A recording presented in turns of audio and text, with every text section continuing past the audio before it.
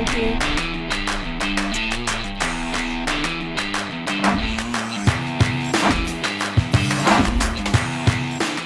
Insta360 just launched their newest 360 camera, the Insta360 X4.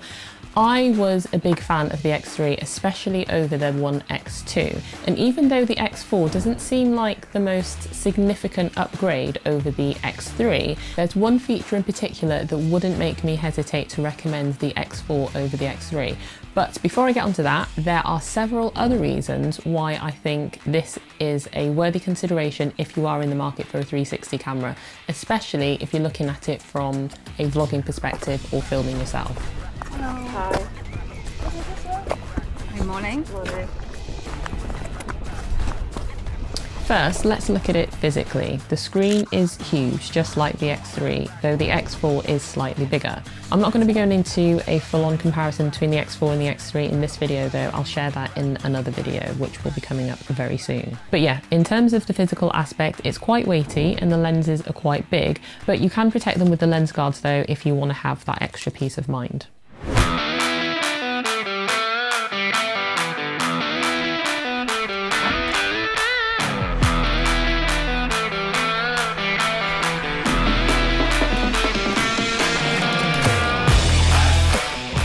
So one of the biggest benefits of using a 360 camera and the Insta360 mobile app and the Insta360 Studio app is being able to shoot and reframe your shots later. So you can focus on just doing your thing and knowing that you're capturing the action from all angles, and you can choose where you want the camera to point in the edit. I find this incredibly useful when you're filming yourself and vlogging and just talking to the camera and then wanting to show something that you refer to or look at without having to keep turning the camera around.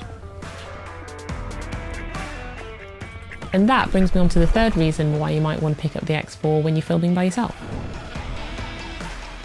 This next one is less to do with the X4 and more to do with the app itself, but a feature that is so useful if you're going to have the camera set down and move around it. In the app, you can draw a box around yourself to enable deep track. I find this feature perfect for shooting BTS or just having the ability to walk around anywhere in the frame and still be tracked in 360.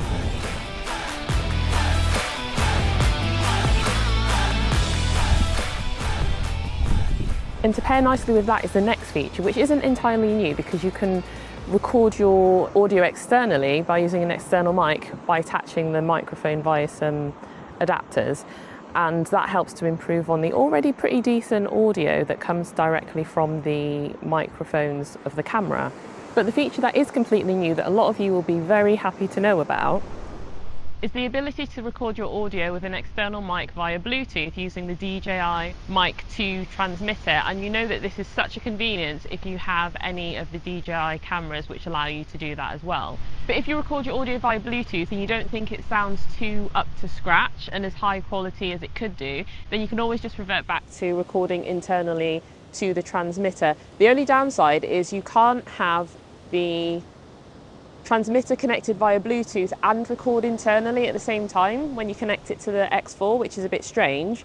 So I'm doing it at the moment with the two transmitters just so that you can hear the difference between the audio connected via Bluetooth and then the audio recorded internally to the transmitter, because it's the only way to do it separately. But whichever option you go for, you're definitely going to need to have an external mic if you come out and you film on a day where it's windy, because the mics in the camera aren't going to give you anywhere near as clean audio as if you were to use an external mic. So that Bluetooth feature is one that I was pretty excited about, but the next feature is one that really made me think that the X4 could definitely be an everyday carry that seamlessly slots in among any other footage that you shoot because of the quality. The Insta360 X4 shoots up to 8K 30 in H.265 for better efficiency, meaning that it's not going to be as taxing when you're trying to edit on your phone or your computer. And when you're shooting up to 8K 30, you'll get up to 75 minutes of battery life, which is actually pretty accurate based on how I've tested it and how I've used the camera so far. If you want slightly longer battery life from one battery, you could shoot in 5.7K 30, and that would give you up to 135 minutes of battery life. But that would actually come at the expense of degrading the quality of the footage, because 8K footage looks way better than 5.7K in my opinion. Alternatively, you could just buy extra batteries because they're all removable anyway.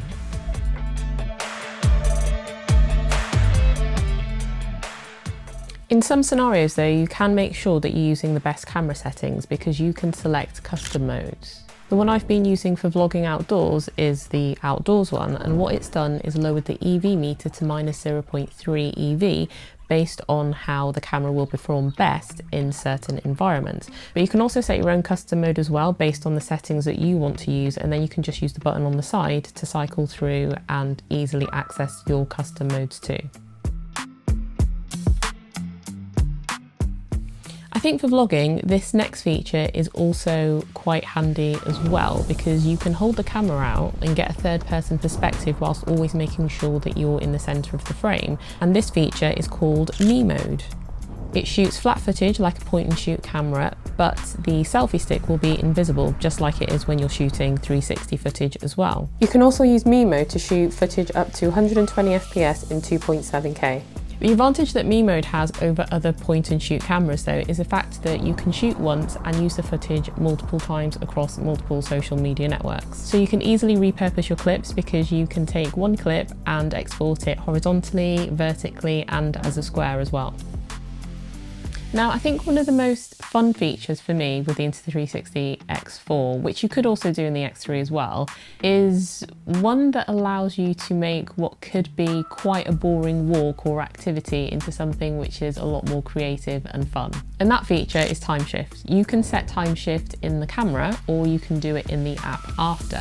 The benefit of doing it in the app means that you can be even more creative because you can speed up and slow down different parts of your footage for a cool effect.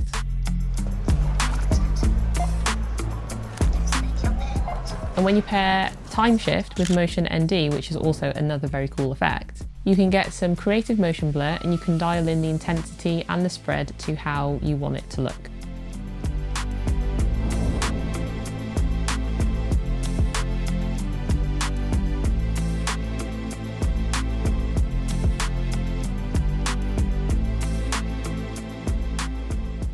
If you want to see what the core differences are between the X4 and the X3, direct comparison, I'll be sharing a video about that very soon and you'll be able to check that out very soon here.